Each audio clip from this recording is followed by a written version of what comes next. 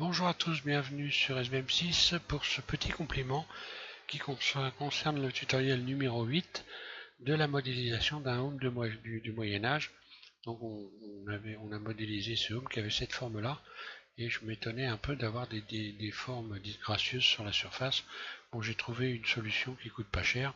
En réalité, je sais pas pourquoi j'ai subdivisé à ce point-là ici, finalement en désubdivisant votre home. Vous n'aurez aucune marque, hein, voilà. Après, on peut toujours le subdiviser, mais alors après, pour ne pas avoir de marque, donc là déjà pour commencer, ce que j'ai fait, j'ai donc rajouté à ce cercle de Bézier des vertices, hein. Donc là, j'ai carrément mis à 100. Donc j'ai sélectionné un cercle, ici un cercle normal, hein. Et puis ce cercle, j'ai rajouté, créer, donc en mode voilà. Je suis allé chercher un cercle ici.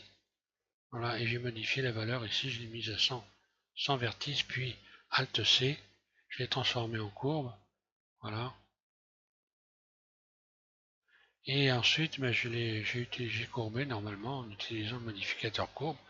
Et puis donc ici, la subdivision, ben, on va regarder ce qui se passe, hein. Si je subdivise, ben voilà, on voit nettement, je commence à avoir des marques. Alors là, effectivement, comme j'ai rajouté beaucoup de vertices sur le cercle de Bézier, automatiquement, voilà, c'est un peu plus, il y a un peu moins de marques, mais j'ai des subdivisions qui sont inutiles, puisque là, on peut très bien après subdiviser les barres de renfort, les subdiviser et puis donc appliquer la subdivision et venir tordre l'ensemble en les joignant sans avoir de problème, et puis donc avoir votre, votre home qui a une belle surface. Voilà. C'était donc juste un complément pour donc terminer cette petite série sur le home que l'on va continuer côté armure un peu plus tard, puisque là ce que je vais vous proposer, je vais vous le faire voir pour ceux qui suivent d'ailleurs. Alors on va modéliser une charrette, hein, une charrette à bras. Je suis allé donc à Guédelon, ce château où qu'on est en train de construire actuellement, hein. Un château qui est en construction et où vous avez plusieurs ateliers, vous pouvez regarder d'ailleurs, hein. C'est extrêmement intéressant à voir. Donc j'ai regardé, j'ai pris des photos, j'ai regardé un peu tous les outils et objets du Moyen-Âge. Et donc voilà, comme ça me donne un peu. On va arriver à faire quelque chose quand même de sérieux. Alors, on va modéliser une charrette de ce type-là, hein. On va voir qu'il y a plusieurs sortes de roues. Suivant les charrettes, on va donc modéliser plusieurs sortes de roues.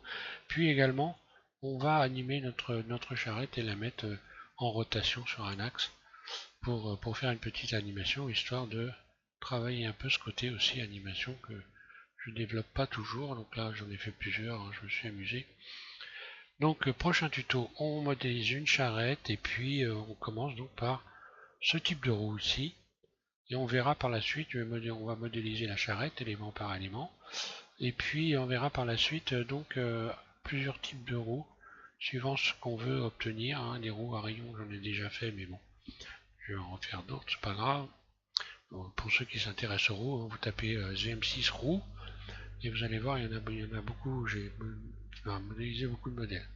Voilà, donc je vous remercie de suivre M6 et puis voilà donc ce petit tuto complémentaire du tuto numéro 8 de la modélisation d'un homme du Moyen-Âge. Voilà, merci à tous et donc je vous invite à continuer la modélisation sur la chaîne. Merci.